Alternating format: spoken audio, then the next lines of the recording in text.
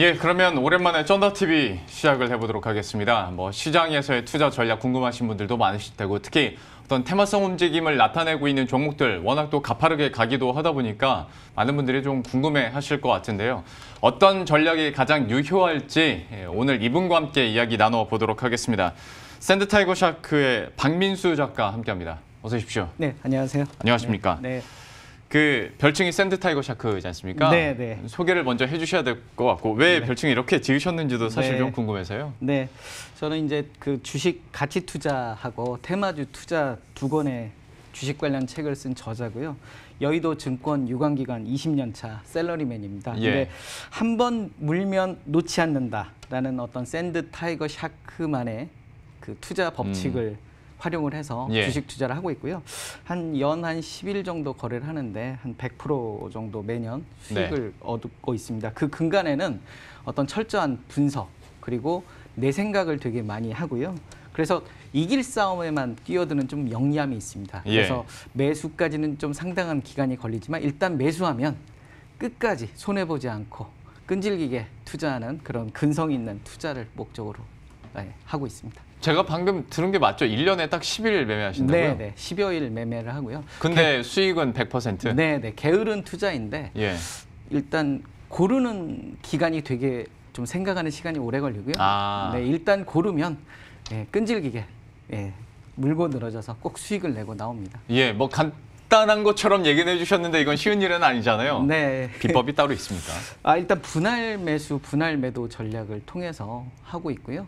일단 끈질기게 일단 분석을 했기 때문에 예. 가장 제가 확실하다 하는 그런 확신이 들 때까지 좀 분석을 하고요. 그 다음에는 손해가 났더라도 끈질기게 분할 매수로 해서 매수 단가를 낮춰서 수익을 단 1%라도 내고 나오는 거죠. 그래서 스노우볼 효과, 눈덩이가 나중에 눈사람이 예. 되는 그런 효과를 충분히 누리는 거죠. 10번만이라도, 10일만이라도. 예. 네. 그러니까 종목 선정하는 과정도 굉장히 길게 잡고 네. 일단 매매를 했다 싶으면 이제 물고 네. 늘어지는 거군요. 네, 오늘 마지막 타임에 제가 그 종목 분석하는 방법도 가르쳐 드리도록 하겠습니다. 알겠습니다. 네. 그러면 서둘러야 될 것 같습니다. 일단 그러면 지금 이 시점에서 테마주에 대한 접근이 필요한 이유가 있습니까?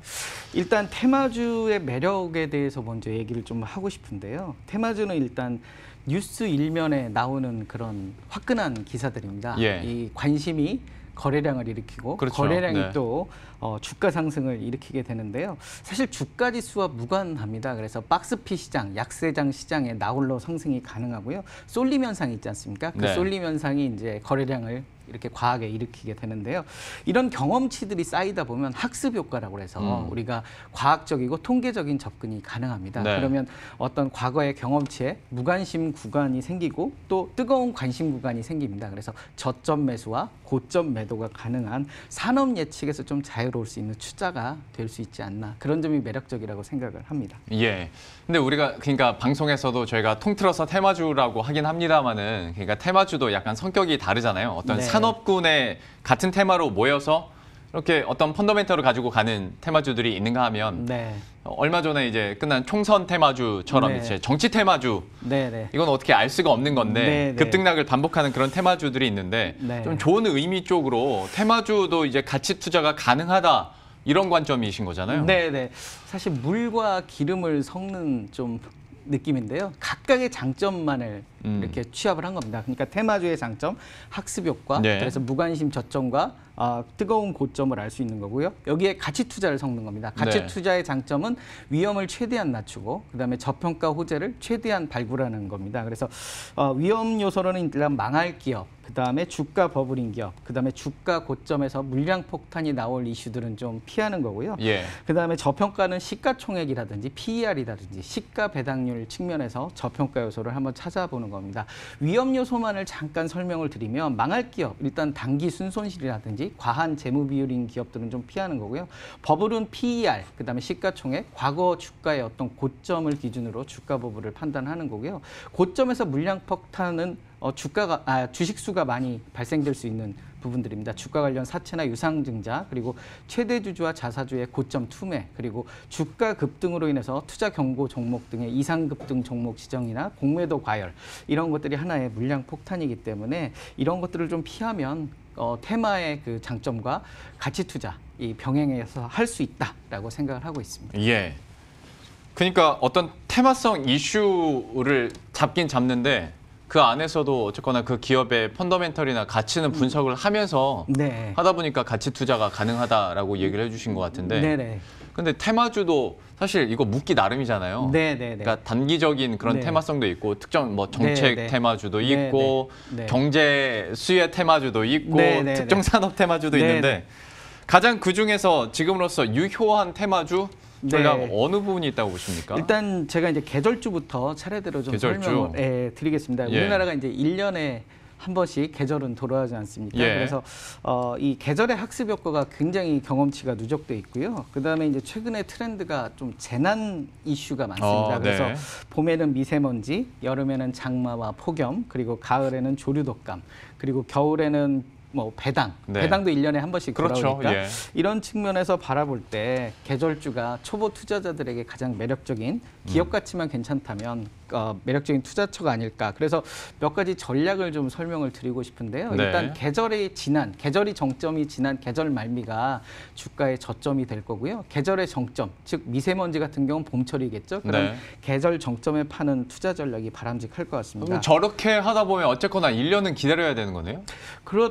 그래서 뭐 방법은 분기별로 이렇게 분기별로. 정점을 찾아갈 수도 있고요. 예. 예를 들면 봄에는 미세먼지, 여름에는 장마와 폭염, 아. 가을에는 뭐 이 조류독감 예. 이런 이슈들을 찾아갈 수도 있고요. 아니면 1년 단위로 그 미세먼지 같은 경우는 봄이 지나서 여름의 저점에 사서 내년 봄을 기다리는. 그렇지만 수익률은 30-40%, 1년에 30-40% 날 수 있으면 다른 종목에서 무리하게 이리저리 움직이는 것보다 마음 그렇죠. 편하게 예. 기다릴 수 있지 않을까. 그래서 계절도 캘린더를 한번 이런 식으로 만들어서 봄, 여름, 가을, 겨울로 짧게 끊어서 갈 수도 있고요. 저거는 네. 우리 시청자 여러분들 캡처해서 해야 될 것 같습니다. 예. 아니면 길게 봐서 예를 들면 여름에 사서 내년 봄을 기다린다든지 이런 좀 무관심 저점 구간을 최대한 노려서 분할 매수 관점에서 두세 번 나눠서 사고 또 고점에 매도할 수 있는 이런 트렌드로 가면 어떨까라는 투자 전략이고요. 배당주 같은 경우는 이제 시가 배당률이 있는데요. 예. 배당금을 현재 주가로 나누는 건데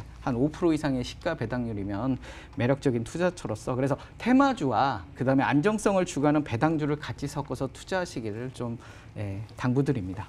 어떤 계절적인 전략 캘린더를 얘기해 주셨고 그리고 그 말미에 이거는 항상 뭐 매년 말 그러니까 추석쯤 지나면 항상 얘기하는 그 배당과 관련한 네. 것까지 이렇게 합쳐서 네. 1년 캘린더를 만들어 주셨는데 저희 한번 보시면 좋을 것 같습니다. 이거 근데 계절적으로 얘기는 해 주셨는데 종목별로 그러면 나는 이런 종목들을 거쳤었다. 좀 예시해 줄 만한 종목들이 있습니다. 네, 그래서 예시를 일단 한 3가지 정도 제가 오늘 들고 나왔는데요. 예. 첫 번째는 위닉스입니다. 그래서 위닉스는 이제 제습기하고 공기청정기로 그쵸. 유명한데요. 네. 봄에는 이제 공기청정기, 그다음에 장마철에는 제습기.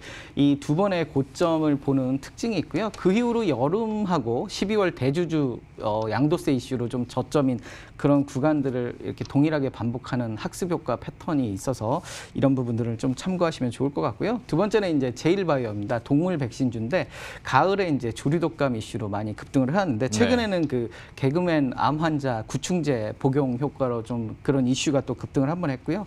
최근에는 이제 코로나 19 이슈로도 반짝 상승을 했습니다. 배당주 같은 경우도 일단 배당락 저점에 1년 중에 저점을 형성했다가 그 이후로 상승을 하고요.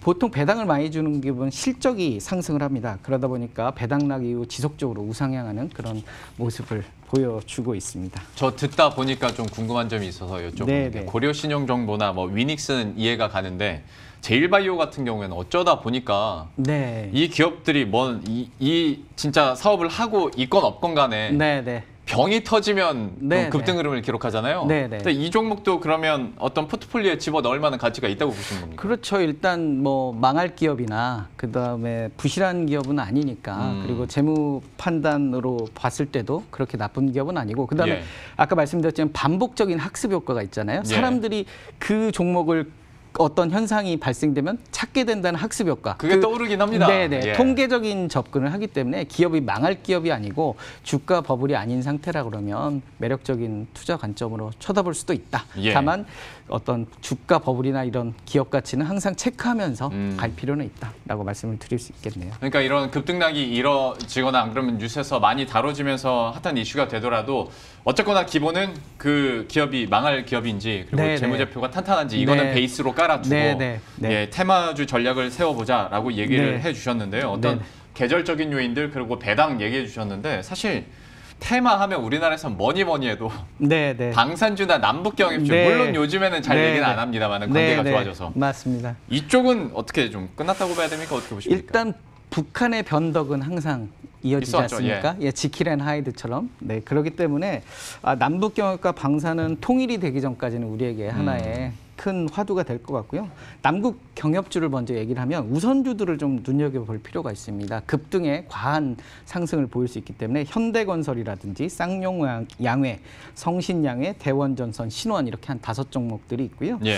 그다음에 이제 그 우리의 남북 그 정책들을 좀 살펴볼 필요가 있는데요. 단기로는 인도적인 지원, 중기로는 금강산 관광이나 개성관광 재개, 개성공단 재개, 네. 그리고 장기로는 뭐 철도나 도로 같은 인프라 구축 측면에서 좀 접근해 볼 필요가 있습니다. 그리고 정권에 따라서 진보와 보수 이렇게 나눠지는데요. 이번에 선거에서 어찌됐든 여당이 이렇게 압승을 하면서 예. 아난티 같은 남북 경협지들이 다시 인기를 얻잖아요. 그래서 어떤 정권의 특성도 좀 고민을 해봐야 될 것 같고요.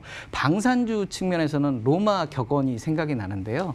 평화로울 때 전쟁에 대비하라. 그러니까 평화로울 때가 어떻게 보면 무관심 저점 구간이죠. 네. 그래서 무관심 저점 구간이지만 또 북한의 위협이 있으면 강한 상승으로 쏠림 현상이 있을 수 있기 때문에 미리 그런 점은 대비해 볼 필요가 있다. 그래서 방산주 빅텍 차트를 한번 보시면 네. 이게 이제 방산주인데요. 우리가 보통 악재로 여기는 여러 이슈들, 개성공단 철수라든지 뭐 핵실험 이런 이슈들이 오히려 이 친구에게는 강한 상승의 모멘텀이 돼서 청개구리 같이 혼자 상승하는 쏠림 현상이 발생되는 이런 특징을 보여주고 있습니다. 그래서 이런 학습 효과들을 좀 생각을 해서 평화로울 때, 그러니까 남북이 만나거나 뭐 북미 정상회담이 할 때 이럴 때 오히려 좀 무관심 저점 구간 매수 측면에서 바라볼 수도 있겠다라고 볼 수 있는 거죠. 근데 저런 빅텍 같은 종목들은 이게 저점인지 어떻게 혹시 파악하십니까?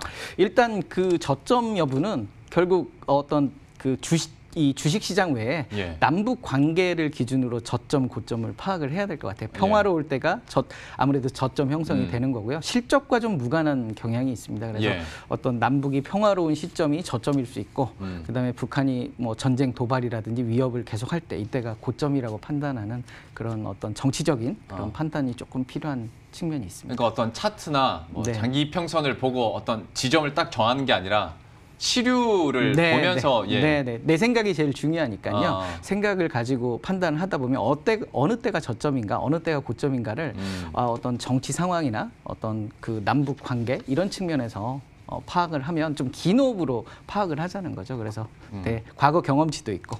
네. 종목별로 좀 다르겠습니다만 그럼 지금 이런 분위기도 나름 저점 판단할 수 있는 거겠네요. 네, 네. 그 코로나 사태가 이렇게 불러온 주가 예. 저점의 평화로운 시절, 네, 이럴 때가 저점일 수 있다는 거죠. 알겠습니다. 남북경협주나 방산주에 대해서도 글쎄 이렇게 얘기를 듣다 보니까 제가 그 테마주들을 봤을 때 생각하는 전략이나 어떤 개념과 약간 또 다르게 접근할 수 있는 방법들인 네. 것 같습니다. 네. 그러면 제가 한 줄 더 떠보죠. 정치 테마주 있잖아요. 네. 저는 솔직히 말씀드리면 방송에서 네. 정신 건강에 안 좋으니 이거는 되도록이면 네. 멀리하자 이렇게 말은 네. 합니다. 시청자 네. 여러분들에게. 그러면 작가님은 이 종목군들 테마주도 어떻게 보시는지 궁금하네요. 일단 정치 테마주는 선거가 있기 때문에요. 장시간 우리가 뉴스 일면에 노출이 됩니다. 네. 대한민국 사람 3사람만 모이면 차기 대통령을 얘기하고요. 예. 그렇다 보니까 이 자꾸 관심에 이렇게 관심권에 이렇게 들고요. 워낙 일면에도 많이 나오고요. 예. 그러다 보니까 이제 쏠림 현상도 심하고요. 또 여론조사가 또 주의를 자주 그렇죠. 환기를 시킵니다. 그러다 보니까 오랜 기간 우리에게 테마주로서 관심을 받게 하는 거고요. 그래서 일단 그 최근 추세는 좀 이 빠른 급등을 시작하고요. 빠른 매도를 하는 겁니다. 그러니까 이 정치 선거는 5년 이 단위로 대통령 선거가 있는데 네. 갈수록 이 출발점이 빨라지고 있는 그러더라고요. 거죠. 네네. 예. 그래서 보통 우리가 그 대통령 대선일을 그 피크로 보는데요. 요즘은 그게 아니고 빠른 매도이기 때문에 당의 대선 후보 확정일이 예. 이렇게 어떤 정점이 되고 있고요. 그다음에 기업 가치만 좀 괜찮다라고 하면 장기적으로 좀 지켜봐도 되지 않겠느냐라는 생각이에요. 망할 기업이나 부실 기업 이런 기업들은 좀 피하고 아무래도 이제 관심 받을 때마다 사람들이 쏠리다 보니까 그런 학습 효과를 좀 기억을 해야 되겠다. 그래서 두 가지 포인트로 얘기를 좀 드릴 수 있는데요. 첫 예. 번째는 떠나간 정치인은 선거와 함께 다시 돌아온다. 대표적인 예가 최근에 그 안철수 대표 1년여간 유럽에 계시다가 왔죠. 예. 그러면서 그 관련주들이 과한 관심을 받은 적이 있고요. 그다음에 두 번째는 떨어진 2등을 보라. 뭐냐면 선거가 끝나면 떨어진 2등은 무관심 구간입니다. 예. 다음 선거까지는 상당 기간이 남아 있는데 긴 호흡을 보면 그때만큼 저점이 없다라고 생각을 하고요. 오히려 그때가 무관심 매수기회다라고 볼 수 있을 것 같습니다. 예. 떠나간 정치인이 돌아온다라는 점과 네네. 떨어진 2등을 보라. 네네. 적용을 하려면 지금 적용할 수 있는 얘기이기도 하네요. 네네. 그래서 몇 가지 차트를 준비를 했는데요. 예. 일단 17대 대선을 보면 우리가 4대강 사업 관련해서 정책주가 되게 급등을 했고요. 뭐 과한 급등을 했습니다. 그래서 대선 가까이까지 끊임없이 상승을 했고요. 그다음에 이제 18대 대선 보면 인맥주가 활성화가 됐습니다. 그래서 대통령의 인맥 또 뭐 학연, 뭐 지연 이런 네, 걸로 엮여서 그렇죠. 급등락을 반복을 했고요.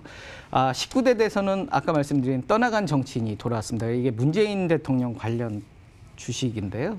그래서 그분이 히말라야로 갔을 때 무관심 구간이었고 그 이후로 이제 선거가 가까이 올수록 급등을 했습니다. 그리고 20대 대선은 출발일이 상당히 빨라졌습니다. 맞습니다. 그래서 네. 뭐 대통령 선거가 3년 6개월이 남았는데 그때 시작을 해서 이 급등락을 반복했다라는 패턴을 보이고 있기 때문에 이런 학습 효과를 우리가 좀 기억을 할 필요가 있다. 그러니까 기업 가치가 나쁘지 않으면 학습 효과를 기억해서 오랜 기간 이렇게 있기 때문에 저점을 좀 노려볼 필요는 있겠다라고 말씀을 드리겠습니다. 다만 너무 과한 금액을 하거나 예. 여기에만 올인하는 건 좀 정신 건강에도 안 좋고 리스크도 그렇죠. 있기 때문에 아까 말씀드린 배당주와 같이 섞어서 보시길 바라겠습니다. 남선알미늄 같은 경우에는 총선과도 또 엮여 있었지 않습니까? 근데 그렇죠. 얘기를 네. 해주신 것처럼 네네. 총선과 관련된 테마주 치고서라도 반응이 꽤 빨리 왔었던 네네. 종목들이고 그 네네. 이후로도 계속 좀 네. 회자가 많이 됐었는데 정치 테마주에 대해서도 한번 의견을 들어봤습니다. 그리고 또 테마주 이거는 저희가 이제 방송에서도 참 얘기를 많이 하는 종목군이기도 한데 네. 요새는 상대적으로 얘기를 많이 안 하긴 합니다. 엔터주 관련해서. 네, 근데 네. 이것도 어떤 테마성 움직임이 네. 나타나는 종목군들이잖아요. 네네. 그 엔터주 같은 경우는 대표적으로 연예인들은 1년 내내 활동을 하는 건 아니거든요. 그쵸, 네. 앨범을 내고 한 3, 4개월 활동하고 쉬고 그래서 이 무관심 구간이 있습니다. 그들이 쉬니 관련주도 상승하기가 어려운 거죠. 그들이 앨범을 낼 때 그때가 가장 관심을 받는 거고 천만 영화도 개봉을 할 때 네. 그때가 가장 관심을 받는 거죠. 그래서 어떤 쉬고 있는 무관심 구간이 투자의 매력적인 구간이다. 근데 이제 이게 경험치가 쌓이다 보면 처음에는 어떤 그 앨범 발매 이후에도 급등을 하지만 그 이후에 이제 경우에는 앨범 발매일 전에 급등을 하고 앨범 발매일이 어떤 매도의 정점이 되는 그런 패턴을 보여줍니다. 그래서 뉴스에 파는 약간 그런 느낌인가요? 네, 맞습니다. 예. 그래서 한 두 가지 차트를 준비를 해봤는데요. 일단 방탄소년단 관련해서 예. 그 종목을 보시면 그 맨 처음 빌보드 1위를 할 경우에는 앨범 발매 이후에도 급등을 했습니다. 근데 그 이후에 이제 앨범 발매를 몇 번 했는데 앨범 발매 전에 어떤 기대감만 없고 앨범 발매를 이후로 이렇게 하락하는 그런 패턴을 보여줬고요.